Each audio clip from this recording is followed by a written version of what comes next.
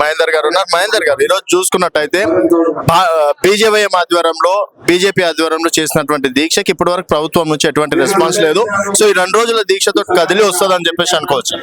ఈ యొక్క కాంగ్రెస్ ప్రభుత్వం పరిపాలిస్తున్నటువంటి రేవంత్ రెడ్డి గారికి పోయే కాలం దగ్గర వచ్చింది. ఎందుకంటున్నామంటే ఈ మాట, గతంలో కూడా 10 సంవత్సరాలు పరిపాలించినటువంటి టీఆర్ఎస్ పార్టీ, రేవంత్ రెడ్డి ఎవరైతే కేటీఆర్ గారు కావచ్చు, లేకపోతే అక్కడ కేసీఆర్ గారు కావచ్చు, స్కాలర్షిప్లు ఇవ్వకుండా, అదేవిధంగా ఫీజు రియంబర్స్మెంట్లు ఇవ్వకుండా విద్యార్థులందరూ కూడా అడ్డగోలిగా అన్యాయం చేసినటువంటి చరిత్ర వాళ్ళకుంది. ఆ సందర్భంగా ప్రజలందరూ కూడా ఏకమై ఆ పార్టీకి సమాధి కట్టి ఈ రోజు ఫామ్ హౌస్ లో పరిమితం చేశారు. సేమ్ అదే లైన్ లో, సేమ్ అదే విధానంతో ఈ రోజు ముందుకు వచ్చి రేవంత్ రెడ్డి గారు ఏవైతే హామీలు ఇచ్చిండో వాటిని అన్నిటిని కూడా విస్మరించి ఈ రోజు విద్యార్థులందరి యొక్క జీవితాలతో చెలగాటం ఆడుతా ఉన్నారు. తస్మాత్ జాగ్రత్త రేవంత్ రెడ్డి గారు, కాంగ్రెస్ పరిపాలిస్తున్నటువంటి మీ యొక్క మంత్రి మండలికి మొత్తం కూడా నేను ఒకటి తెలియజేస్తా ఉన్నాను. ఈ రోజు రోడ్ల మీద విద్యార్థులందరూ కూడా ఉంటే ఈ రోజు మీరు చోద్యం చూస్తూ వారి జీవితాలతోని ఎందుకు మీరు చెలగాటం ఆడుతున్నారని చెప్పేసి భారతీయ జనతా పార్టీ అడుగుతా ఉంది. ఇది అంతం కాదు, ఇది ఆరంభం మాత్రమే అనే విషయాన్ని అక్కడ ప్రభుత్వంలో ఉన్నటువంటి ఉన్నతాధికారులందరూ కూడా గమనించాలి. ఖచ్చితంగా చెప్తా ఉన్నాం, ఈ ఉద్యమం ఇక్కడితో ఆగిపోదు. చిట్ట చివరి విద్యార్థి వరకు న్యాయం జరిగేంత వరకు భారతీయ జనతా పార్టీ అనేకమైనటువంటి ఉద్యమాలు చేయడానికి సిద్ధంగా ఉంది.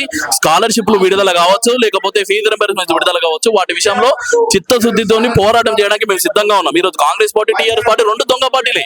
ఆ 2 పార్టీలు ఈ రోజు ప్రజలను మోసం చేసినటువంటి పార్టీలు. ఏ ముఖం పెట్టుకొని తెలంగాణ ప్రజల ముందర తిరుగుతారు అని చెప్పేసి ఈ రోజు భారతీయ జనతా పార్టీగా మేము అడగడం జరుగుతుంది.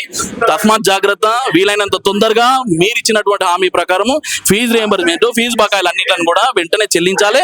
లేని పక్షంలో భారతీయ జనతా పార్టీ చిట్టజీవి వరకు, గ్రామీణ స్థాయి వరకు ఉద్యమాన్ని తీసుకొని పోతాం. ప్రజలందరూ కూడా ఏకం చేస్తాం. మీ పార్టీ చేసినటువంటి అన్యాయాలు అనేటువంటి కూడా ప్రజల ముందర పెట్టేటువంటి ప్రయత్నం చేస్తాం. ఇప్పటికే 5,000 కోట్లు రిలీజ్ చేసినాం, 6,000 కోట్లు రిలీజ్ చేస్తున్నాం అని చెప్పేసి వాళ్ళు లెక్కలు చెప్తున్నారు కదండి. ఏదైతే సీఎం స్థానంలో కూర్చున్నటువంటి ఒక వ్యక్తి, నాకు గతంలో ఉన్నటువంటి స్కాలర్షిప్లకు, ఫీజు రింబర్స్మెంట్ కు సంబంధం లేదు, కానీ నేను ఇప్పుడు ఇస్తా అంటే ఇంతనైనా ఇంగిత జ్ఞానం ఉండాలి. నువ్వు ముఖ్యమంత్రివి, మేము అడుగుతుంది రేవంత్ రెడ్డిని కాదు, ముఖ్యమంత్రి స్థానంలో ఉన్నటువంటి వ్యక్తిని అడుగుతున్నాం. గతంలో చేసినటువంటి ప్రభుత్వాల యొక్క ఏదైతే తప్పులు ఉన్నా కానీ మీరు వెలికి తీసేటువంటి ప్రయత్నం చేయాలి. గతంలో ఉన్నటువంటి పెండింగ్ ప్రాజెక్టులు ఏమైనా ఉంటే కూడా ఇవ్వాలి. గతంలో ఇచ్చినటువంటి పథకాలు ఏవైతే మంచి పథకాలు ఉన్నాయో, మేము ఉద్యోగ పథకాలు అడుగుతలేం, మేము గొర్రెల పెంపకము, చేపల పెంపకం వాటి గురించి మేము అడుగుతలేం. మేము విద్యార్థుల యొక్క జీవితాలకు ఏదైతే నాంది పలుకుతుందో అలాంటి స్కాలర్షిప్ గురించి మేము అడుగుతున్నాం. ఆయన చెల్లించలేడు కాబట్టి నేను చెల్లించాలను, నేను ఇప్పుడు చెల్లించాలంటే నువ్వేమన్నా పాతకాలంలో ఉన్నటువంటి మహారాజువా? అది పద్ధతి కాదు. ఇప్పటికైనా రేవంత్ రెడ్డి గారు కొద్ది సోయిలోకి రండి, కొద్ది వాస్తవం ఆలోచించండి. ఏదైతే ప్రభుత్వాలు ఏవైతే ఇయ్యలేవు వాటిని అన్నింటిని కూడా నువ్వు ఇయ్యాలని మా ప్రధాన డిమాండ్. ఇప్పటివే ఇస్తా, గతంలో నేను ఇయ్యానంటే ఊరుకునే ప్రసక్తి లేదు. గతం ఇయ్యాలి, ప్రజెంట్ ఇయ్యాలి, ఫ్యూచర్ లో కూడా ఎవరు వచ్చినా కానీ ఇయ్యాలని చెప్పి మా డిమాండ్. మీ పోరాటం ఈ 2 రోజుల వరకే అనుకోవచ్చా, లేకపోతే భవిష్యత్తులో కూడా ఉంటది అనుకోవచ్చా? పాలిటెక్నిక్ విషయంలో కూడా స్కాలర్షిప్, ఫీజు రింబర్స్మెంట్ యొక్క పోరాటం ఈ 2 రోజుల నుంచి ప్రారంభమైంది కాదు. గతం ఒక 30 రోజుల నుంచి ఈ యొక్క పోరాటం కొనసాగుతా ఉంది.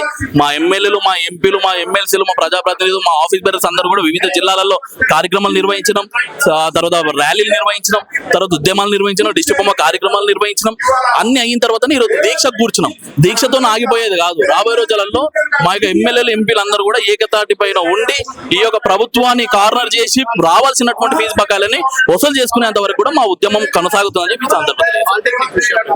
పాలిటెక్నిక్ విద్యార్థులు ఈ రోజు చెప్తున్నాం కదా, విద్యాశాఖ మంత్రిగా ఉన్నటువంటి రేవంత్ రెడ్డి గారు, నువ్వు ఎందుకోసము విద్యాశాఖ మంత్రిగా ఉన్నావని మాకు అర్థం అయితలేదు. అరే విద్యార్థులకు అన్యాయం జరుగుతుంది. PG to KG to PG వరకు నువ్వు విద్యనంతా కూడా సరళిస్తాను, మంచి వ్యవస్థను తీసుకొస్తానని చెప్పినటువంటి వ్యక్తివి ఈరోజు ప్రభుత్వ పాఠశాలలో సరిగా లేవు. అదేవిధంగా పాలిటెక్నిక్ విద్యార్థులందరూ కూడా రోడ్ల మీదకి వస్తే నీ పోలీస్ బలగాలను పెట్టి వాళ్ళ యొక్క గొంతును నొక్కేటువంటి ప్రయత్నం చేస్తున్నావు. ఈరోజు అభం శుభం తెలియనటువంటి విద్యార్థుల పైన నీ జులుము చూపించడాన్ని మేము వ్యతిరేకించడం జరుగుతుంది.